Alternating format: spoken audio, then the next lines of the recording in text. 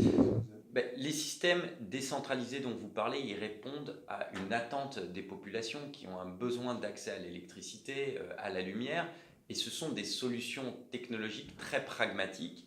Le coût de ces technologies a baissé et donc il faut utiliser tout ce qui est disponible sur le marché. Néanmoins, ces solutions, elles ne sont pas antinomiques avec des grandes infrastructures.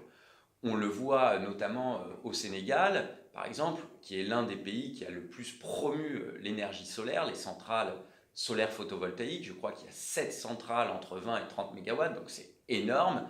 Mais ces 7 centrales-là, elles totalisent 120, 130, 140 mégawatts de puissance installée.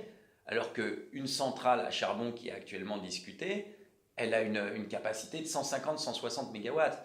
Donc il faut être réaliste. Je pense que c'est la combinaison des grandes infrastructures et des infrastructures décentralisées de petite taille, notamment pour des villes ou des villages reculés, pour lesquels il est insensé d'investir pour tirer des lignes. Ça n'a pas de sens économique. Donc c'est la combinaison des deux. Ce qui est aussi intéressant avec ces infrastructures décentralisées, c'est qu'elles peuvent sédentariser, fixer la population en générant les conditions, en créant les conditions pour qu'il y ait une activité économique, puisqu'il n'y a pas d'activité économique sans coût de l'énergie raisonnable.